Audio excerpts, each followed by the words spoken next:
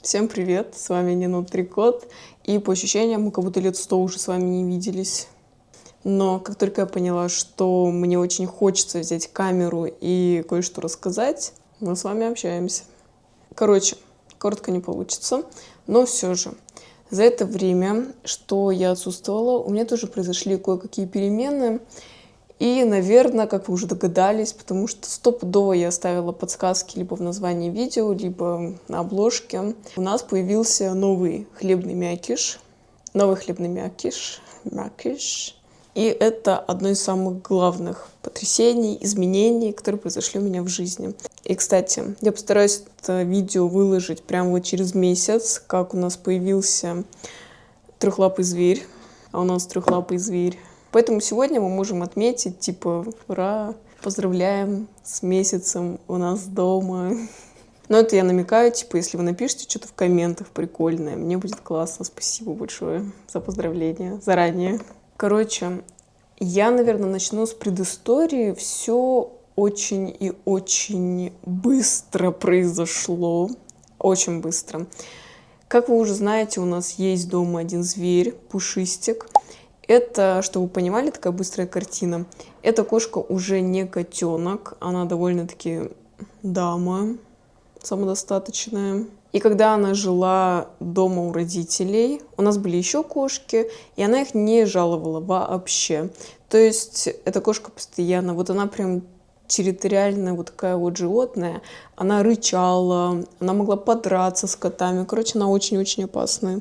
И мы, когда забирали ее сюда жить с собой, ну, естественно, я бы ее не оставила у родителей, я всегда думала, что она будет одна. То есть я никогда не предполагала с ней по соседству других животных, потому что я знала, что это просто невыносимая кошка, она будет вот отвоевывать свою территорию, она очень злая, короче. Со мной она добрая, но к другим животным она злая. Но одним днем, около месяца назад, ну, логично даже, я увидела одно видео, в котором девушка с моего города показывает кошку.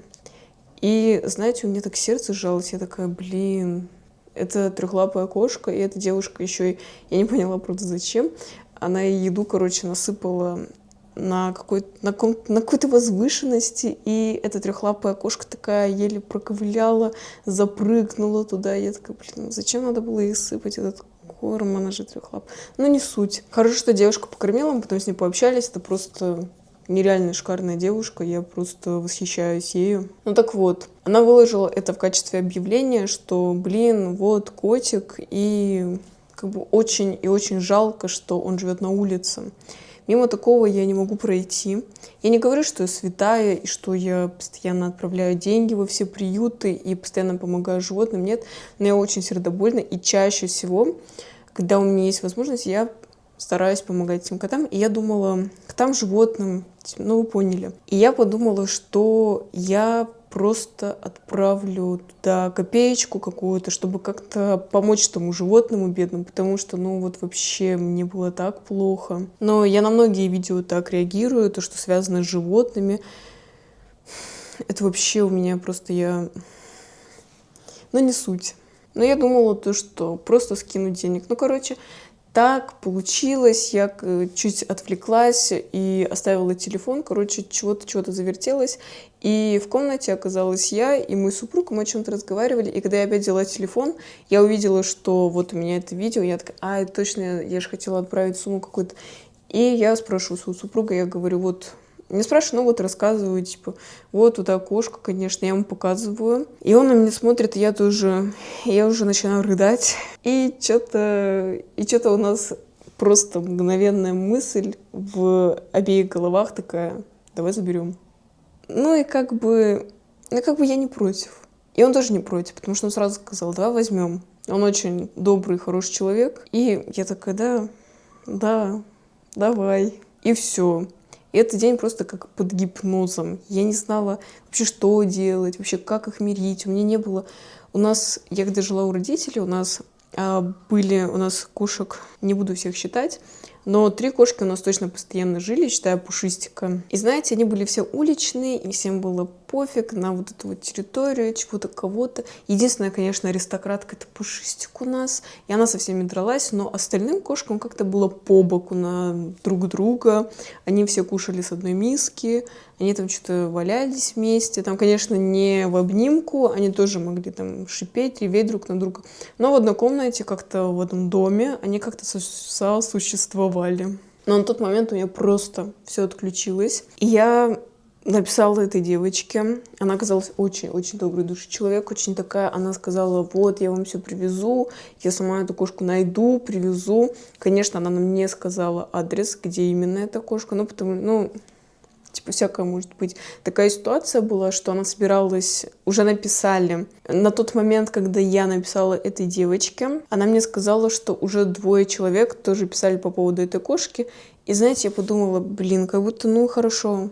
Это, наверное, даже к лучшему, то, что, у меня такая чуть кошка. И я ей сразу написала, типа, вот, знаете, лучше, наверное, вы им, типа, отдайте предпочтение, потому что если у них нет кошек, если у них все окей, если у них лучше ситуация, потому что у меня тоже есть кошка, и она такая дурная немного.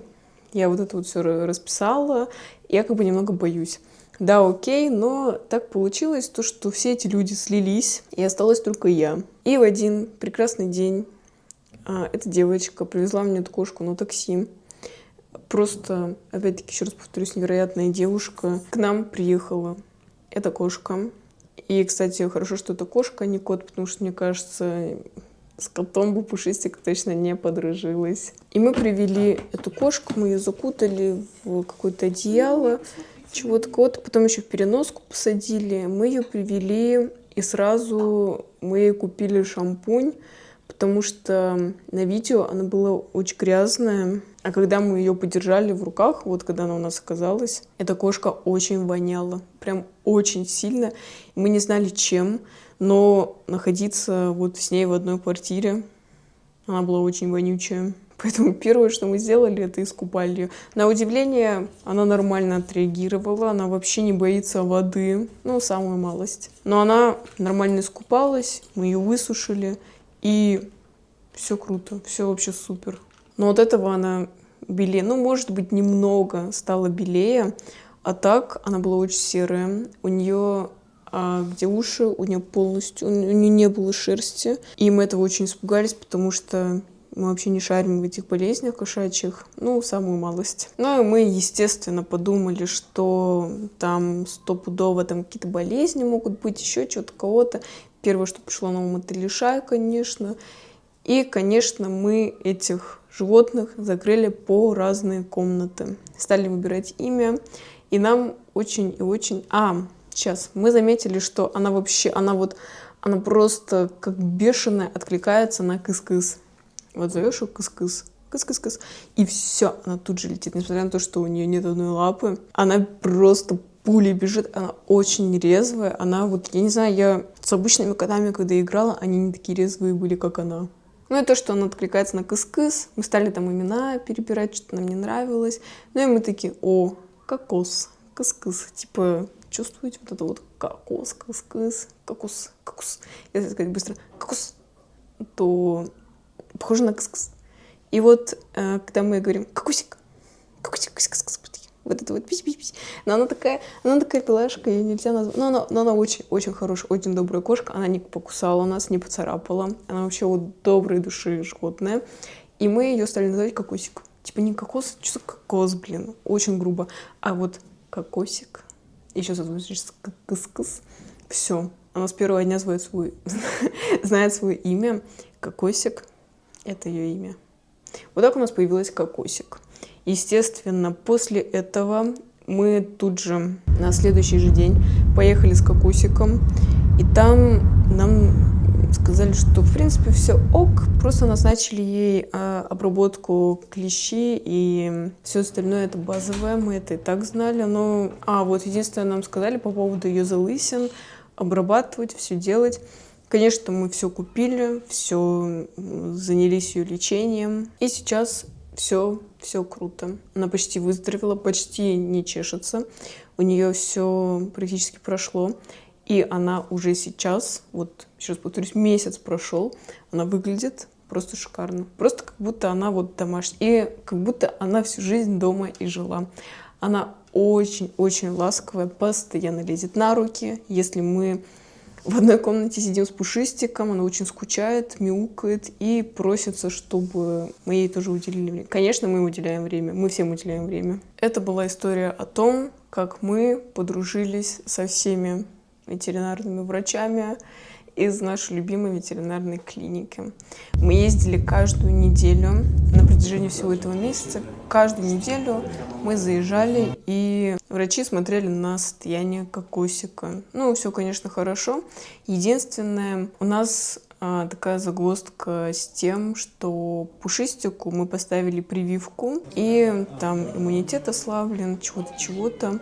И Кокосик жила в другой комнате, то есть им нельзя было видеться. Ну, нам и врачи это сказали, как бы нужно сохранять карантин среди них. Ну, окей. И этот период был самый сложный, потому что у нас двери всегда бывают везде открыты, у нас везде ходила Пушистик, и мы привыкли то, что, ну, нигде не закрываются двери обычно. А сейчас у нас закрыта дверь, и Пушистика привычные вещи тоже переехали в одну комнату. И, конечно, это очень непривычно, и вообще это такое испытание. Все это время я сидела как на иголках, потому что у меня, да и сейчас тоже, потому что я очень переживаю за то, чтобы подружить этих кошек. Мне не хочется, чтобы они дрались, чтобы что-то было такое, ну, блин, знаю пушистиковый характер. После того, как сказали, что Кокосик здорова, все круто, мы ей сделали прививки, тоже поставили, все, что нужно, мы ей тоже сделали, и теперь она полностью официально удомашненная наша кошка. В первые дни было вообще непривычно то, что у нас две кошки. Всегда была одна, что такое. Но и с другой стороны, это прикольно. Типа, заходишь в одну комнату, одна кошка, заходишь в другую комнату, другая кошка. Вообще круто. И все играются, все рады тебя видеть. Это очень мило. А сейчас уже сказали, ну, как бы, все good. Как бы можно их, ну, понемногу, конечно, не в одной комнате их оставлять на постоянной основе, но можно как бы их пробовать кормить хотя бы за дверью. И сейчас у нас такой этап не притирки, а типа полупритирки, что ли. Мы сейчас кормим этих кошек за дверью. Кстати, вот Пушистик. Да, вот она такая. Такая дурында. Она очень боится, кстати. Первое время, когда она видела Кокосика или просто чуяла ее, запах ее, она так боялась, она просто дрожала, да. Она вообще убегала в другой конец комнаты и сидела там, и все. Ее нельзя было вообще ни за что не позвать, она даже кушать не шла. Нам приходилось полностью успокаивать, Кокосика убирать вообще в другой угол, другой комнаты. И только тогда Пушистик могла поесть. Короче, это самая главная трусиха и самый главный агрессор в нашей квартире. Вот такая получилась предыстория. Это вообще история получается. С таким хорошим концом для этой кошки. Я сама по себе, я очень люблю слушать такие истории, когда я вижу, что это животные, тем более, я сейчас плакать начну, которые в силу человеческой какой-то озлобленности или, не знаю, в силу других каких-то обстоятельств не могут сами о себе позаботиться или частично не могут. И когда я вижу, что случается такое добро, и люди помогают этим животным, мне очень-очень приятно на все это смотреть. Мне очень хочется поддерживать таких людей, которые поддерживают... Мне очень хочется поддерживать таких людей, которые помогают животным, вообще любым животным. Хочется поддерживать таких людей, организации, которые этим занимаются. Потому что добро — это самая-самая мощная сила, которая у нас есть. И для меня стать вот такой историей, одной из историй, которыми я восхищаюсь, вот такими случаями, и стать вот таким случаем, это вообще, это что-то невероятное для меня. Я, конечно, не хочу хвастаться, просто, да, ну, это тяжело. Это вообще, это нелегко, это тяжело, потому что Я надеюсь, не слышно, как Пушистик гремит посудой. Для меня это стресс с самого первого дня. Считайте, уже месяц я стрессую по поводу, как их подружить, потому что мне очень хочется, чтобы они все были здоровы. Это самое главное. Чтобы они дружили. Мне очень не хочется, чтобы кто-то из них нервничал или дрался, потому что, все болезни от нервов. И мне очень трудно, когда Пушистик нервничает, и вот она там не кушает, и мне приходится ее успокаивать. Вот давай, кушай, Пушистик.